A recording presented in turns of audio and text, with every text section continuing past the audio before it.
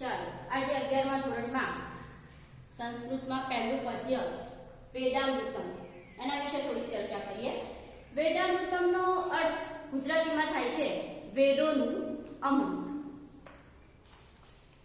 વિશ્વ સાહિત્યમાં અને જગતના પુસ્તકાલયોમાં પ્રાચીનતમ ગ્રંથ વેદ છે.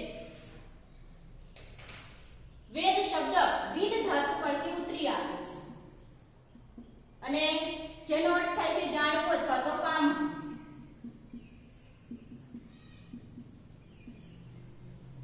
જાણવું અથવા તો પામવું. ભારતીય પ્રાચીન પરંપરા મુજબ વેદને અપૌરુષેય માનવામાં આવે છે. અત્યંત પ્રાચીન કાળમાં ઋષિઓને વેદના મંત્રોનું અંતઃકરણમાં દર્શન થયું અને તે રીતે વેદોનો આવિર્ભાવ થયેલો છે. આવિર્ભાવ એટલે સ્વીકાર.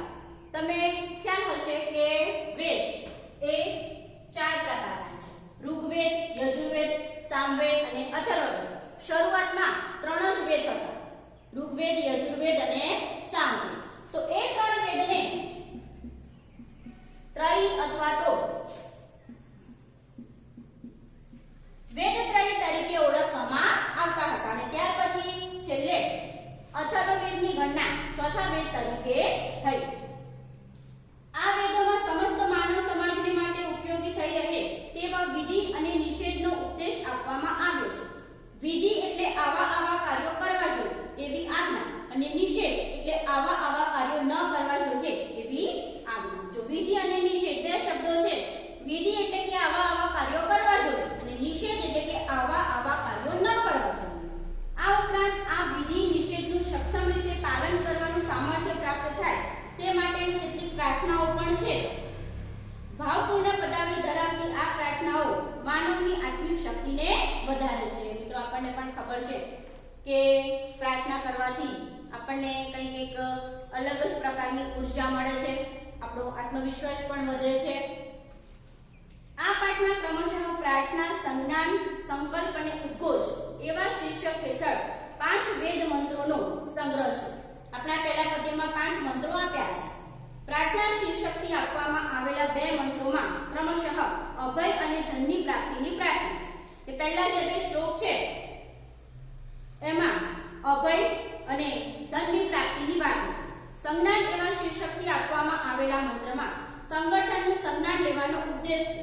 સંકલ્પ એવા શીર્ષક નીચે આપવામાં આવેલા મંત્રમાં માનવીય વર્તનની સંકલ્પના પ્રસ્તુત થઈ છે. જ્યારે ઉદ્ઘોષ એવા શીર્ષક સાથે મૂકવામાં આવેલા છેલ્લા મંત્રમાં આત્મવિશ્વાસને પ્રગટ કરતી માનવીય ઉદ્ઘોષણા છે. આ બધા વેદ મંત્રોમાં રહેલું ભાવ તત્વ સમગ્ર માનવ સમાજને આવરેલું છે. એમાં લિંગ, વય કે જાતિ, દેશનો ભેદ ક્યાંય દ્રષ્ટિગોચર થતો નથી. પહેલા જે આપણા 2 મંત્રો છે પ્રાર્થનાના, એના વિશે થોડી વાત કરીએ. તો પહેલો જે આપણો મંત્ર છે, પહેલો જે શ્લોક છે એમાં અભયની વાત કરવામાં આવી છે. તો મિત્રો, કે મનુષ્યના જેટલા પણ સદગુણો છે એમાં સૌથી મહત્વનો છે અભય. કે ભય રહિત માણસ સૌથી વધારે સુખી હોય છે. ભય વગરનો માણસ એને સૌથી વધારે સુખી કહ્યો છે. કે ગમે એટલી અઢળક સંપત્તિ હોય એની પાસે, પણ જો એ માણસ ભય સાથેનું જીવન જીવતો હોય તો એને કેવી રીતે સારું જીવન જીવે છે એવું કહી શકાય. છેલ્લા શબ્દોની અંદર, શ્લોકના જે છેલ્લા શબ્દો છે એમાં એક આવું વાક્ય છે: સર્વ આશા મમ મિત્રમ ભવંતુ. એનો અર્થ થાય છે કે બધી દિશાઓ મારી મિત્ર બની રહો. કે જો બધી દિશાઓ મિત્ર બની જાય તો પછી ભયને કોઈ પ્રકારનું સ્થાન હોતું નથી. એટલે આપણે પહેલા મંત્રમાં અભયની વાત કરી છે. અને આપણો જે પહેલો શ્લોક છે એ અથર્વવેદ એના 19મા કાંડ 15મા સૂક્ત એનો 6થો શ્લોક લેવામાં આવ્યો છે. પહેલો શ્લોક અભયમ મિત્રા, અભયમ અમિત્રા. એને મેં છૂટો પાડીને આ રીતે અહીં લખી દીધો છે: અભયમ મિત્રા, અભયમ અમિત્રા, અભયમ જ્ઞાતા, અભયમ પરોક્ષાત, અભયમ નક્તમ, અભયમ દીવા નઃ સર્વાહ આશાહ મમ મિત્રમ ભવંતુ. હવે આપણે એને સમજતા જઈએ. અહીંયા અગ્નિદેવની પ્રાર્થના કરી છે. શેના માટે? અભયમાં. તો પહેલું શું છે? અભયમ મિત્રા. હે અગ્નિદેવ, અમને મિત્રા એટલે મિત્ર તરફથી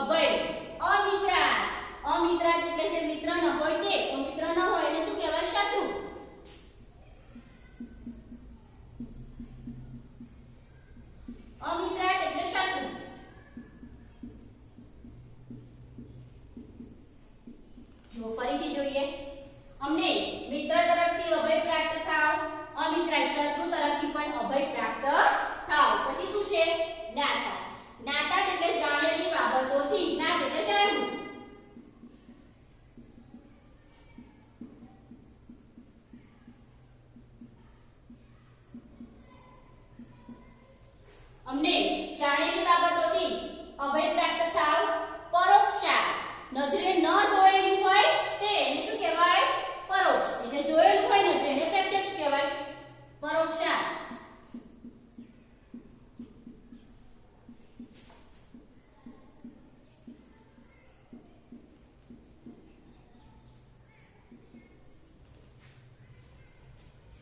જે નજરે પડેલું ન હોય બરાબર તેના તરફથી પણ અભય પરોક્ષા જે નજરે પડેલું ન હોય તેનાથી પણ અભય નક્તમ નક્તમ એટલે રાત્રે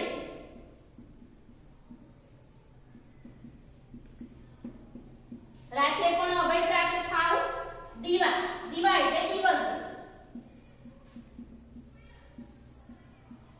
દિવસે પણ અભય પ્રાપ્ત થાવ ન અમને બધાને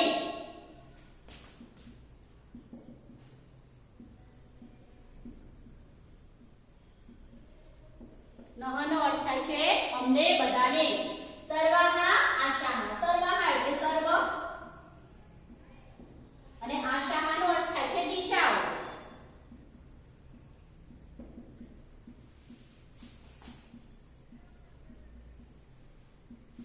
આશાનો અર્થ થાય છે દિશા દિશાઓ મમ મિત્રમ ભવંતુ મમ એટલે મારી મિત્રમ એટલે મિત્ર અને ભવંતુ એટલે થાવ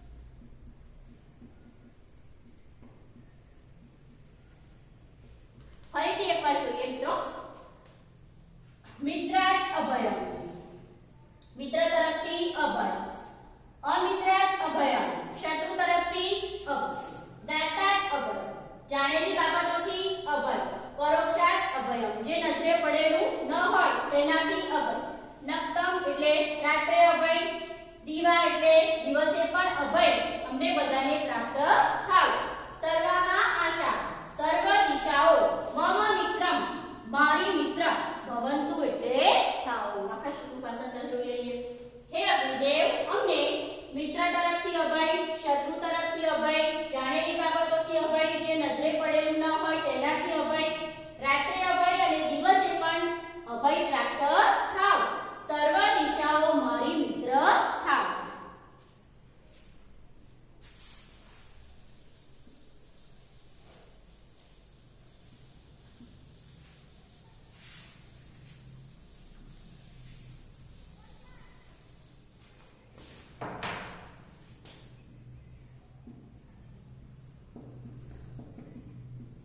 ફરીથી આખે આખું ભાષાંતર આપણે જોઈ લઈએ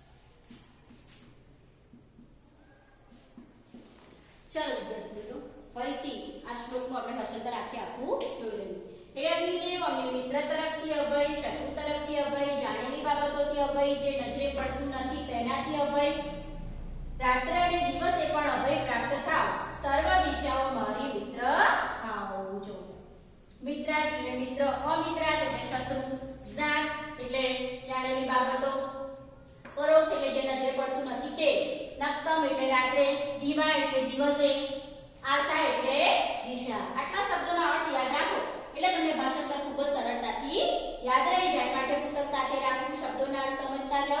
અને ભાષાંતર એક એક શબ્દનું અને આખા વાક્યનું કરતા જાઓ તો ભાષાંતર તમને સરળતાથી યાદ થઈ જશે. આના પછીનું આપણે અગાઉના લેક્ચરમાં શીખીશું.